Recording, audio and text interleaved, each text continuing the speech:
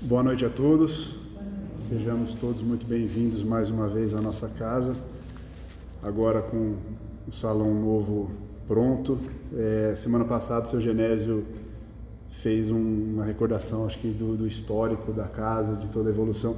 Para mim, que cheguei aqui já com a casa formada e tudo mais, é muito interessante porque agora os novos que vão chegar já vão ver esse salão e não vão ter talvez vivido aquele passado daquele salão humilde, mas que era muito acolhedor. Foi muito bom, e acho que é um momento talvez de dar os parabéns para todos que frequentam a casa, para todos que puderam também colaborar de uma forma ou de outra com essa vitória, mas principalmente acho que aqueles trabalhadores que atuaram mais ativamente. A gente sabe o trabalho que fazer uma reforma, que fazer uma obra dá. E então acho que eles estão de parabéns. E bom, quem já fez obra sabe, obra nunca ela acaba, mas as despesas ainda continuam por um tempo. Então alertar que a casa está com uma rifa aberta, então quem tiver interesse em adquirir os números, o resultado vai ser revertido para finalizar aqui as despesas que a casa teve com as reformas. Então quem quiser é só procurar a secretária. Bom, vamos à psicografia desta noite. Confissão. O homem que tropeça na pedra é o culpado? Insisto na pergunta porque não fui o responsável pelo erro, uma vez que colocaram a pedra no meu caminho para que eu caísse. Não posso assumir a culpa, como insistem os senhores presentes. Eles aprontaram comigo e fui muito prejudicado. Perguntem os senhores quem colocou a pedra no meu caminho. Eles são os culpados e não eu. Eu não quero rever nada, está tudo claro para mim. E se insistem e não consigo resistir a essa força que me leva ao passado. Eu fui um senhor de empresa, encarregado de boa posição, e denunciei os impostores que nos roubavam. Perguntam-me quem eram eles. Eles eram os familiares dos sócios, e eu achei que eram os culpados pelo desfalque na contabilidade. Eu fui pego de surpresa ao descobrir que eram todos coniventes, não havia inocente na empresa, só eu que fazia o papel de bobo. E fui poupado desde que sumisse da cidade. E cadê minha culpa? Eles foram os culpados pela minha desgraça. Eu não era honesto, isso é tudo, não quero contar mais nada. Conseguiram minha confissão. Perguntam-me quem é ela, esta dama ao lado que me sorri. É ela, a filha do dono. Foi com ela que eu me casei. E ela diz que me perdoa as falcatruas para dissipar o dinheiro de seu pai. Diz que sabia o que eu fazia, embora nunca contasse a ninguém. Ela era boa, muito boa. Boa esposa, boa mãe, boa filha. E eu devo muito a ela e principalmente o meu pedido de perdão. Nunca imaginei encontrá-la aqui, sorridente ao me rever e feliz em me perdoar. Muito envergonhado, baixo minha cabeça e choro. Nota da espiritualidade. Enganamo-nos a nós mesmos ao esconder nossos delitos. Não há segredos que não sejam desvendados. Um dia tudo será descoberto. Portanto, irmãos, cuidem dele para a consciência a cada dia, a fim de não serem surpreendidos no dia de amanhã. Essa mensagem foi recebida aqui na nossa casa no dia 18 de abril deste ano.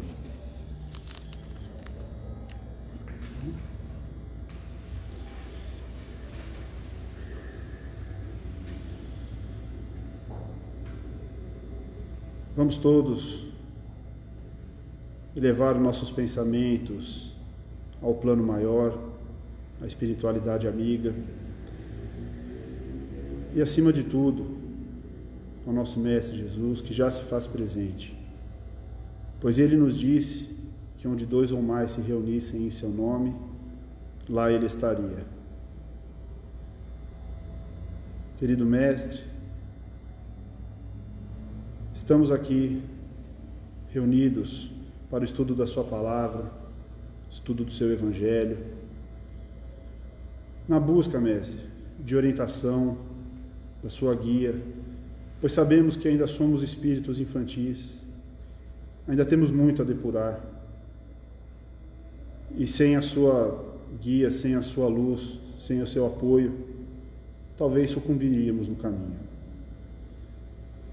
Que as palavras que serão proferidas pela nossa irmã nesta noite possam ser intuídas das melhores vibrações, que elas possam ficar gravadas em nosso íntimo, nos fazer refletir nas nossas atitudes cotidianas, para que amanhã sejamos melhores do que fomos hoje. Que assim seja, graças a Deus.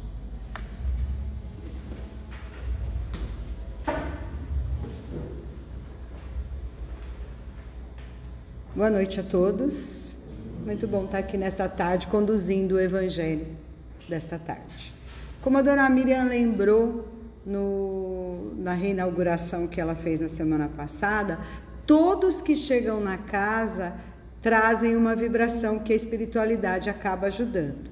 Então, o fato da pessoa estar sentada ouvindo, ou mesmo em casa ouvindo, se ela tivesse uma boa sintonia dentro da casa espírita ou dentro da própria casa, prestando atenção no Evangelho, prestando atenção nos ensinamentos, a pessoa consegue sim ajudar, consegue passar vibrações que a espiritualidade ajuda e leva essas vibrações em lugares onde realmente estão sendo necessitadas.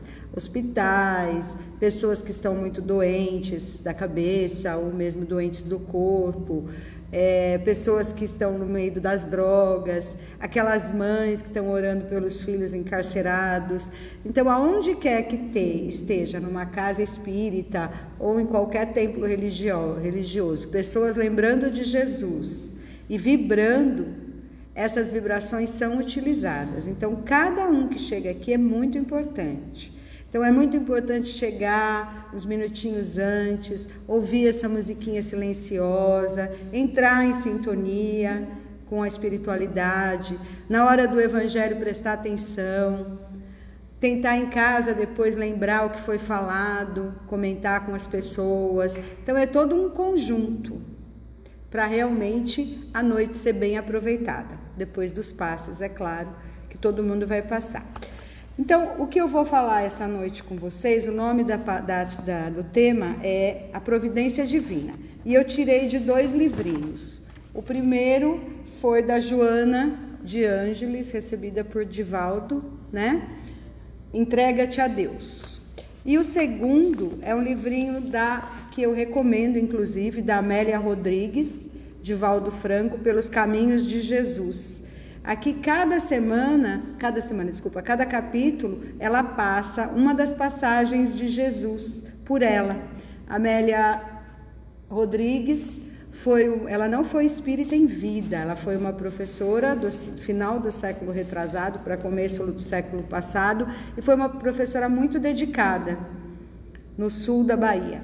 E quando ela desencarnou, ela já foi direto para um local onde ela começou a passar várias mensagens pelo Divaldo. Então, tem muita coisa da Amélia Rodrigues que vale a pena. Então, o nome inclusive, do capítulo é Providência Divina. Então, para começar, eu vou falar um pedacinho do que a Joana contou, logo no comecinho deste livro, do Rejubila-te em Deus, Entrega-te a Deus este. Então, tinha um camponês que estava sentado, muito simples, sentado observando o campo. E aí estava passando uma pessoa toda, imponente, uma pessoa toda orgulhosa, e vendo o camponês ali bem humilde, ele falou, eu vou mexer com esse camponês aí, que ele está muito quietinho, achando que ele ia tirar uma melhor. Aí ele chegou para o camponês e perguntou assim, ô camponês, me fala aí, aonde que está Deus? Aonde que você vê esse seu Deus? Pensando que o camponês fosse ficar ali 1 hora falando, ele pegou e falou, eu não consigo, isso é impossível. Aí ele olhou assustado e falou, como impossível? Onde que está Deus? Ele falou, não, é que eu não consigo olhar um lugar que Deus não esteja. Então eu não consigo enumerar onde Deus está, porque realmente ele está em todas as partes. Aí é claro, que o orgulhoso, o materialista que chegou ali pensando que fosse tirar melhor, teve que sair quietinho. E assim, às vezes, é conosco. A gente, às vezes, fica procurando Deus, e a gente não sabe onde encontrar, Mas a gente pode seguir algumas coisinhas, ter algumas ideias, para não esquecer em nem um minuto, nem um instante que ele está conosco. nas horas mais difíceis e até naqueles momentos de felicidade que a gente esquece de agradecer. Então, a única coisa que Deus pede é que a gente ofereça o nosso coração para Ele fazer a morada dele. É a única coisa, que a gente abra o coração para que Ele possa entrar na nossa casa íntima, né? Aí, de vez em quando, a gente encontra umas pessoas, ou mesmo a gente, né? Aquele dia que as coisas não estão muito bem, porque quando está bem, ninguém se preocupa muito. Mas aqueles dias que a gente não está muito bem, a gente fala assim, puxa, mas eu não consigo perceber onde está Deus. Eu rezo, eu não consigo entender por que eu ainda não tenho as minhas coisas que eu pedi, da maneira que eu pedi. Ou então a pessoa fala assim, será que eu tenho que ficar esperando parado? Quando falam para mim, confia em Deus, eu tenho que ficar sentado, esperando e orando. Então, assim, fica uma coisa muito distante, né? Eu não consigo enxergar Deus, aí eu não sei se eu fico passivo ou se eu vou agir, fico reclamando, fico procurando. Então, a gente tem muitas dificuldades para encontrar Deus. E nesse livrinho da Amélia Rodrigues, tem um capítulo que o nome do capítulo é exatamente esse, né? A confiança em Deus. E ela narra que os fariseus, eles trabalhavam juntamente, né, com os políticos romanos. Eram os religiosos que trabalhavam com os políticos romanos. Então, era a religião aliada à política. Essa psicografia que o Estevão leu é bem isso mesmo, né? Enquanto a pessoa está ali fazendo coisa errada, ela nem lembra de nada. Então, no caso, a pessoa, depois que ele desencarnou, que ele percebeu que ele estava pondo a culpa da desgraça dele no outro, sem se lembrar que ele mesmo tinha feito muita coisa errada. Então, é bem isso, foi bem em cima mesmo do que aconteceu com o fariseu. Então, o fariseu, ele teve o privilégio, de acordo com Amélia Rodrigues, ele teve o privilégio de se encontrar com Jesus. Olha o privilégio dele, né? Esse fariseu, ele teve uma época de muita honra, ele teve uma época que ele era muito requisitado, então ele era uma pessoa muito poderosa. Só que ele começou a perder o poder, como acontece na vida em geral, as pessoas vão perdendo o poder, e ele não se conformava, ele estava muito triste, que a primavera dele tinha passado, e ele estava muito desgostoso da vida. Aí o fariseu chegou para Cristo e falou assim, eu reconheço, né, que sois um Deus, tende paciência e me ajuda. Daí o Cristo olhou para ele e resolveu ouvi-lo. Olha o privilégio, foi um pouquinho antes do Cristo ser entregue, né? Ele estava aqui naquela semana final. Daí ele pegou e perguntou, o fariseu perguntou para Cristo, como me conduzir nas garras de abutres? Então ele sentia que ele estava sendo, estavam acabando com ele aos poucos. Como que eu vou fazer isso se eu estou me sentindo como se um abutre já estivesse me comendo em vida, né? E aí a resposta de Cristo foi assim, mantenha confiança em Deus. Aí ele pegou e falou assim, mas eu fui injustiçado, eu fui traído pelos meus amigos que eu coloquei no poder, agora estão contra mim, o que eu faço? Aí Cristo respondeu, perseverando, confiante na justiça divina. Quantos momentos na nossa vida a gente se sente injustiçado e a gente fala, mas isso não vai melhorar nunca, nessa vida eu não vou conseguir ver a justiça. E aí é simplesmente confiar na justiça de Deus. A gente não tem que ficar preocupado porque sofreu uma injustiça, porque está vendo uma injustiça de perto em algum lugar. Confia na justiça divina. Deus está em todos os lugares, Deus está ali também. Na pior das atrocidades que a gente pode pensar que acontece conosco, com alguém, Deus está ali. Confia na justiça divina. Aí ele continuou, mas até a família me abandonou. A minha família não quis mais saber de mim, eu perdi o poder e a minha família me abandonou, eu estou totalmente abandonado. Aí Jesus volta com toda a paciência, aguarda em Deus, aguarda em Deus. Mas eu estou sofrendo calúnia, as pessoas estão sendo desleais comigo, dentro da própria religião, eu estou sendo enxotado, e eu sei muito, eu sou um religioso muito famoso, e eu não estou tendo mais espaço. Então, continua fiel a Deus. Se você é religioso, mais um motivo, continua fiel a Deus. Quem persegue e mata também morrerá, e serão chamados a consciência e reabilitação. Foi exatamente isso que a gente viu na psicografia recebida aqui. A pessoa teve um momento, né, que ela se sentiu perseguida, mas também perseguiu, entrou por um caminho errado, e ela está sendo chamada à consciência e à reabilitação. E de acordo com o Espiritismo, felizes daqueles que estão sendo chamados à consciência e à reabilitação enquanto estão na vida, né? Porque às vezes a gente deixa de receber, às vezes um castigo, não é um castigo, mas assim, um tropeçãozinho, e não acorda nessa vida. Então demora mais ainda. Então às vezes a gente está passando por uma dificuldade, talvez seja esse momento aqui, né? O momento que a gente tem que ver que a confiança, que a providência divina está agindo. Então, uma doença que veio, uma dificuldade, a providência está agindo. Por quê? Confia em Deus. Ah, mas eu não sei. A justiça de Deus está do seu lado. Então, respondendo assim, a gente nunca erra. Pensando para a gente também, né? Não é que a gente vai só dar conselho, a gente vai pensar para a gente. E aí, ele fala assim, então eu devo me entregar à submissão, aceitar que esses desonestos vão governar e que eu vou ficar mesmo na miséria, eu vou ter que aceitar essa situação? Aí o Cristo respondeu para ele, violentos dão lugar a outros violentos mais impiedosos. Não vai ceder por medo, e sim por consideração à vida. Brigar por disputas, por valores sem valor, não preenchem o vazio do coração. Quantas vezes brigamos por valores sem valor?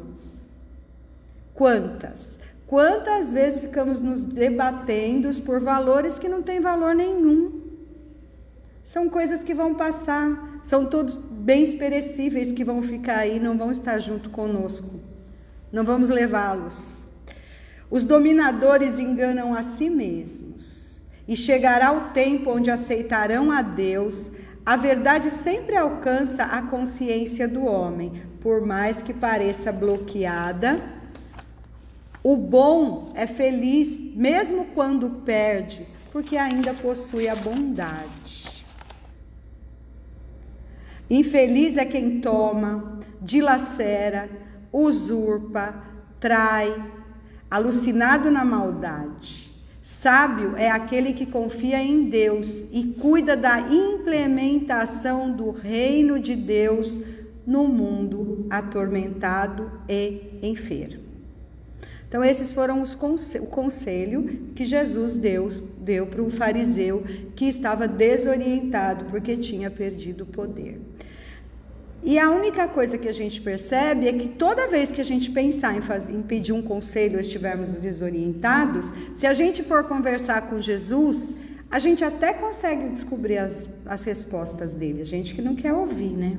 Espera em Deus, a justiça de Deus está agindo, confia em Deus, acredita. E é tudo que a gente não quer ouvir, né?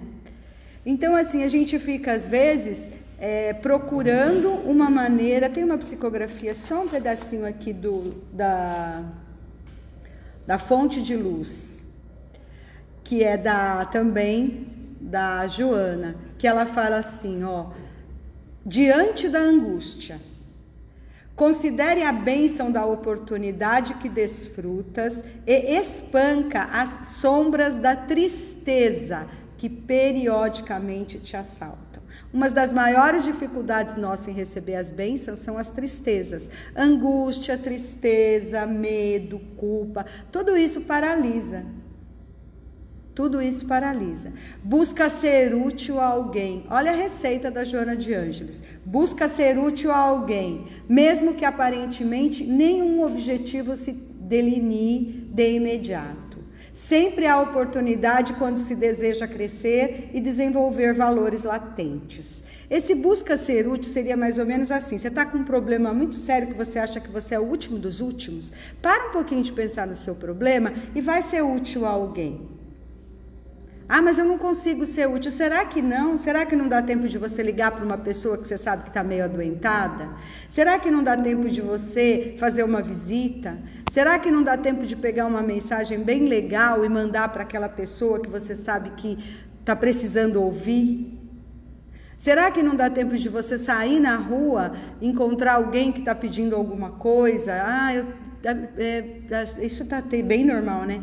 Ah, tia, me ajuda, eu estou com fome, quero comer alguma coisa. Será que não é o momento de você falar? Então vamos ali na padaria, compra uma coxinha, compra um pãozinho. Busca ser útil a alguém. Foge, sai do seu problema, muda o foco. Né? É isso que a Joana está falando aqui. Os livros da Joana são todos autoajuda, bastante nesse nível mesmo.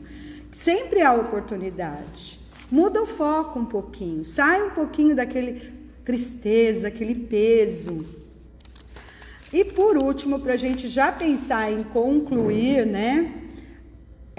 Vamos imaginar assim: as bênçãos de Deus, a providência divina está o tempo todo atuando. O rapaz lá falou, né? Que Deus está em todos os lugares, então ele está o tempo todo atuando. Então as bênçãos vêm de todos os lados. É nosso anjo da guarda, são os nossos amigos protetores, são aqueles desencarnados que já se foram, são as pessoas que amam a gente ainda nessa vida como encarnados, sempre chegando bênçãos. O que a gente faz?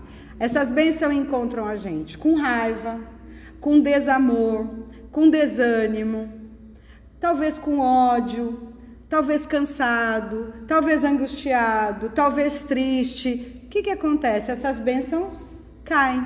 Ou então fica como um guarda-chuva, que a gente espanta. Ela nem chega perto da gente.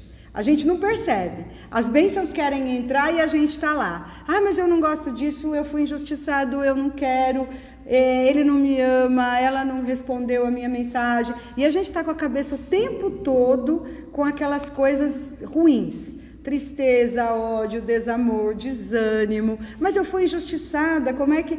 Não. Para um pouquinho, faz igual a Joana falou, muda um pouquinho o foco, faz uma oração, lê um capítulo de um livro, né, de preferência livro bom, assiste até um filme que motive, mas muda o foco, sai daquele foco que você está embaixo do guarda-chuva e as bênçãos não te atingem. Fecha o guarda-chuva, esquece o negativo, esquece. Se afasta um pouco, ora. Faz uma ligação para uma pessoa que vai gostar de te ouvir, vem para o centro espírita, vê se tem alguma coisa para fazer aqui, vai na casa de alguém que você sabe que está precisando de ajuda, leva uma bolacha. Então assim, mudar o foco. Se a gente conseguir mudar o foco, a nossa casa vai ficar aberta, Jesus vai conseguir entrar, as bênçãos serão aceitas e a vida vai começando a melhorar. Cada vez que a pessoa vai desanimando, vai indo para o pior. Se a pessoa começa a se animar, ela recebe toda a ajuda do mundo para sair de qualquer lugar que ela esteja. Como foi o caso desse fariseu. Se ele sofreu uma injustiça, ou se a pessoa sofreu uma perda muito grande, às vezes material, às vezes uma pessoa que desencarnou, né? A pessoa está muito ferida. Mas não adianta, qualquer parte de negatividade não vai resolver. Então, como que a gente deixa Jesus entrar, né? Aqueles dias que eu falo, mas Jesus não ouve minha prece. Seja o camponês, né? Seja aquele camponês que olha em volta e fala, como que Jesus não vai entrar? Se Deus está aqui, se Deus está do meu lado. Claro que vai entrar, só que não é ainda. Talvez aquilo que eu quero muito não é ainda, ou talvez nem seja mais. Então, mudar o foco é muito importante para a gente poder aceitar a providência divina na nossa vida, que está o tempo todinho querendo ajudar e a gente fica espantando. Tudo bem para esta noite? E para encerrar, é claro, né, uma homenagem para as mães, que amanhã as mães estão E lembrando que mãe não é primeiro só aquela quem pare, né? Eu acredito que qualquer sentimento de amor é como um sentimento de mãe, né? Aonde tiver um sentimento de amor, seja pelo pai, seja pelo tio, pela tia, aonde esteja um sentimento de amor, é um sentimento de mãe, que é um sentimento realmente que, né, que a gente sabe que é a nossa mãe Maria, inclusive essa casa a gente sabe que a corrente de Maria está sempre atuando aqui, então toda vez que a gente lembrar dela, a gente, principalmente quando estiver aqui, pode agradecer pela vida, agradecer por estar aqui, agradecer pela família. E como a corrente dela atua aqui, que nós sabemos, né? Todos nós podemos sempre estar dentro desta corrente, que é uma corrente de uma mãe, se a gente tiver o coração bom. Principalmente nos momentos que a gente está aqui. É 1 horinha por semana no máximo, né? Que às vezes as pessoas se comprometem, ou mesmo em casa. É 1 horinha por semana que a gente pode lembrar, sim, de vibrar por alguém. Alguém que a gente lembra que não está bem. Ah, então hoje eu não estou bem. Então para um pouquinho. Faz uma oração por aquele que você sabe que está um pouco pior. Sempre a gente sabe de alguém que está precisando mais de oração do que a gente. Tanto que, se a gente chegou a pensar em oração, é porque a gente já tem a semente. Se a semente já está aqui, é só a gente deixar ela florir. Não fazer que nem a semente do semeador, né? Que caiu na pedra e não conseguiu brotar, no espinho que o mal não deixou. A nossa não, a nossa vai ser a semente que a gente tem, que vai brotar e que vai dar flores e frutos a 100 por 1, é isso, né? Da parábola. Então, somos nós.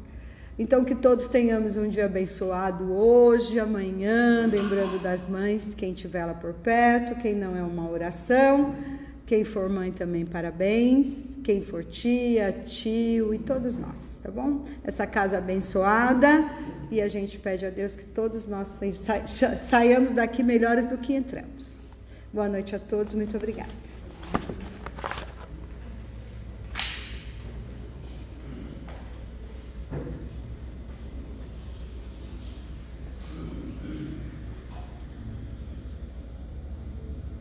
E após essas palavras, nossa irmã Elaine, que nos convidam a adotar uma postura diferente no nosso dia a dia, não focar no problema, mas focar na solução, buscar melhorar. Pois o Espiritismo nos diz que temos dentro de nós tudo que é necessário para atingir a felicidade máxima. Mas nós não alcançamos ela porque nosso espírito ainda é deficitário. Mas pouco a pouco as coisas vão clareando para nós e vamos enxergando que tanto a infelicidade está dentro de nós como a felicidade. Independe de qualquer outro fator ao nosso redor. Que as bênçãos aqui recebidas nesta noite não fiquem restritas somente a nós, mas possam ser distribuídas aos nossos familiares, aos nossos amigos, a todas as pessoas de nosso convívio diário. Pedimos ainda que nosso Mestre permaneça conosco nos trabalhos de passe que se seguirão, e que possamos todos retornar aos nossos lares em paz e em segurança, e termos motivação e fé na semana que se iniciará. Que assim seja, graças a Deus.